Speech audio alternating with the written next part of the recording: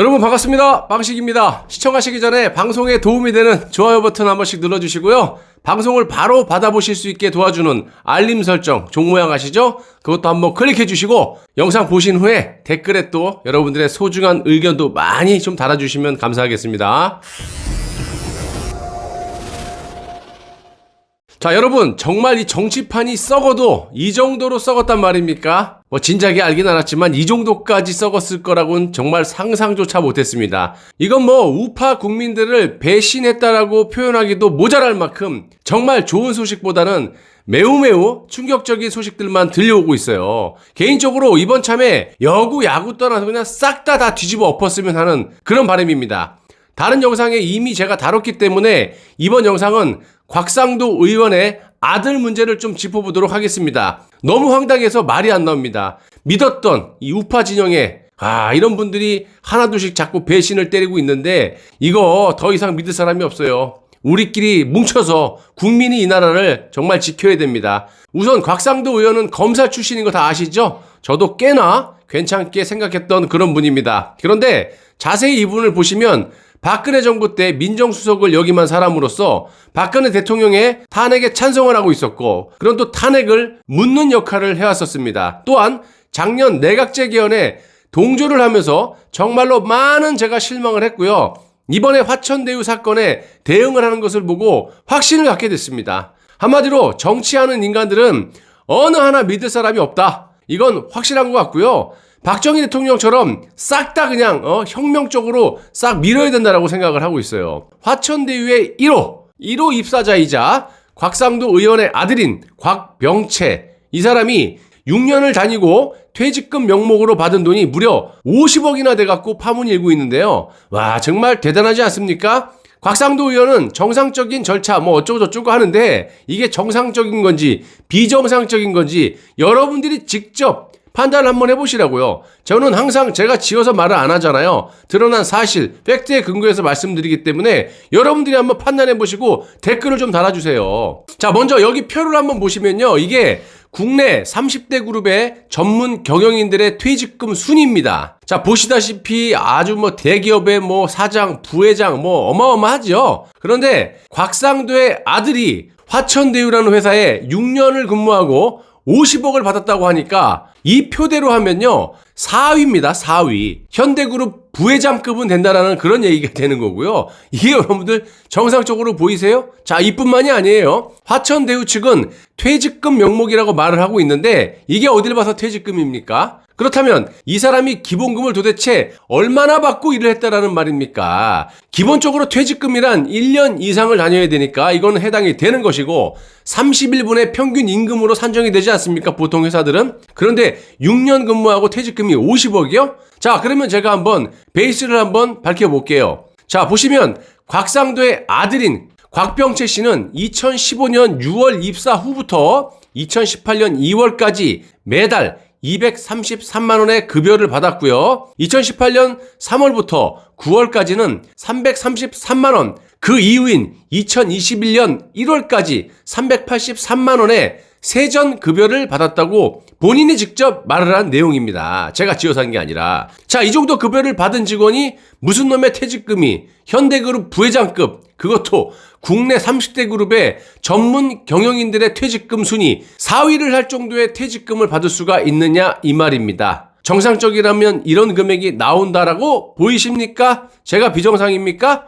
자, 그런데 이에 대해서 아버지인 곽상도 의원은 이렇게 말을 하고 있어요. 성과급으로 알고 있다. 아들과 회사의 일이라 나는 잘 모르고 관여할 수도 없는 부분이다. 이렇게 입장을 밝히고 있는데 여러분, 곽상도는 공인이고요. 더더군다나 국회의원이에요. 그렇다면 아들이 화천대유라는 회사를 다닌 것만 해도 문제가 생길 거를 본인이 더 잘할 거 아닙니까? 당연히 알고 있을 것이고 정상적이라면 또 50억이라는 퇴직금이 이게 나올 수가 있는 금액이에요? 그리고 국회의원으로서 당연히 문제 제기가 되지 않을 것이라고 생각했었던 겁니까? 거기에 곽상도의 아들인 곽병채 씨가 정말로 화천대유라는 회사에 정상적으로 6년을 다녔느냐? 이것도 의심되는 부분이 많습니다. 자, 여러분들도 한번 평가를 해보세요.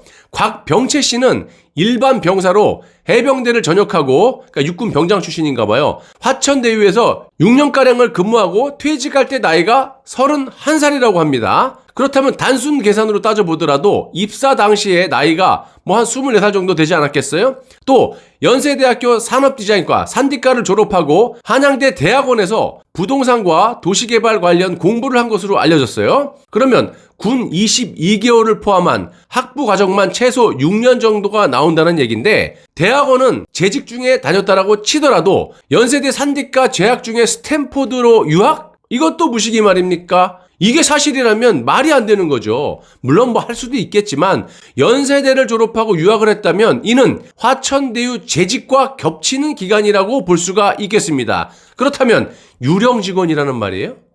이거 뭐 지금 화천대유에 1,500만 원씩 받고 있는 이 대법관처럼 대기 수수료를 받았다는 겁니까?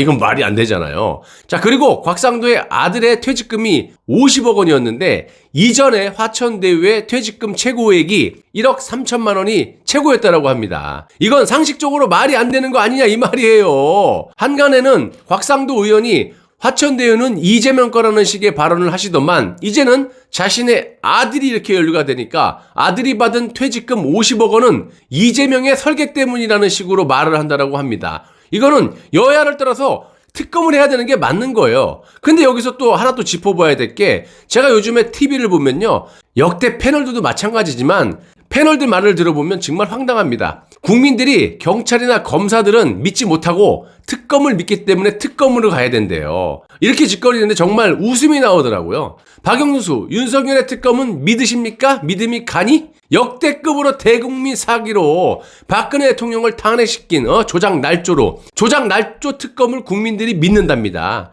저것들이 사람이냐고요. 저 패널 다 없애버려야 돼. 진짜 옆에 있으면 진짜 한 대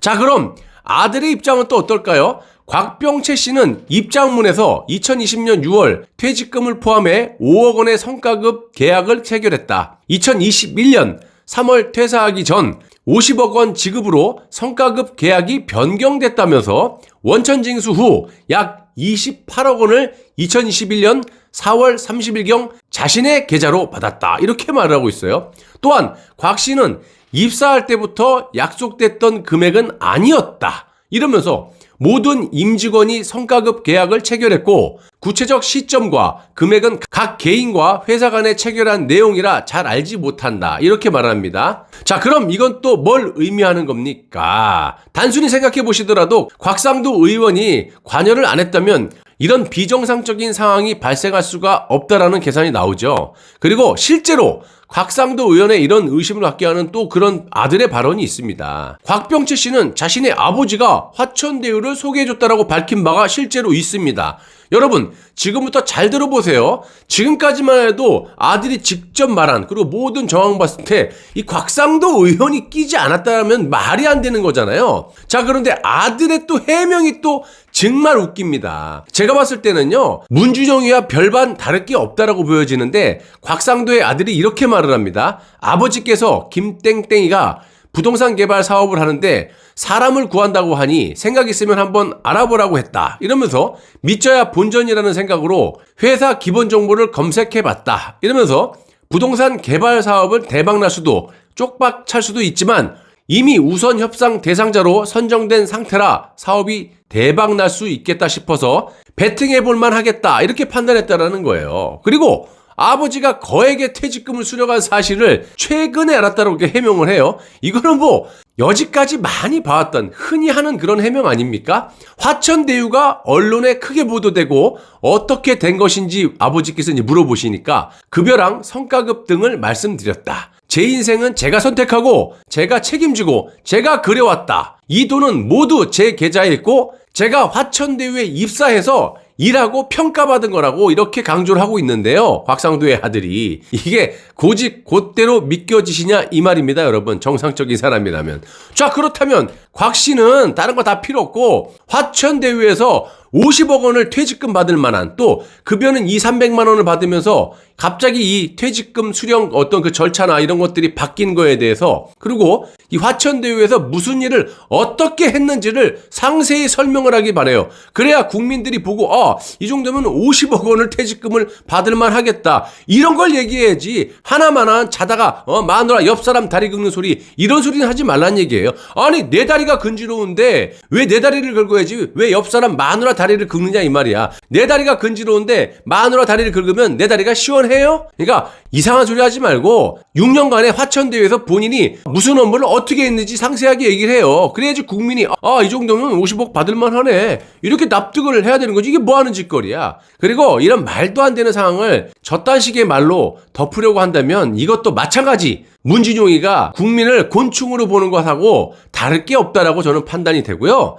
정말 황당한 곽 씨의 발언은 지금부터입니다. 곽 씨는 주식이나 코인에 투자하는 것보다 회사와 오너에게 인정받도록 해야 하는 그런 일념으로 회사를 다녔다, 이렇게 말을 하는데, 아니 나도 회사 다녔지만 지금 회사 다니는 대한민국의 젊은 사람들 한번 얘기해 보세요. 젊은 사람이든 뭐 30대고 40대고 어떤 사람이 회사에 충성을 안 하고 그냥 대충대충 다니는 그런 회사원이 어디 있어요. 다들 이런 생각 갖고 회사를 다니죠. 이거를 말따구라고 하고 앉아있어요. 말을 하지 말던가 차라리. 그럼 이 사람의 주장은 비트코인 하는 사람보다 자신이 정당했다라고 말하는 거 아니에요? 그리고 이자도 드라마 이야기를 하는데, 저도 본 드라마지만 넷플릭스에서 했던 그 오징어 게임이라는 그 과거의 일본 영화 그 배틀 로얄 같은 좀 잔인한 그런 드라마예요. 18세 이상인데 한마디로 사회 밑바닥을 사는 사람들이 돈 때문에 자신의 목숨을 건 그런 게임이에요. 경마 게임 같은. 그러니까 이걸 상류층이 경마 경기처럼 돈을 걸고 실제로 사람들이 그냥 서로 그냥 죽이고 이런 게임을 즐기는 그런 잔인한 내용의 드라마인데요. 제가 이 드라마를 본 소감은 간단하게 말씀드리면,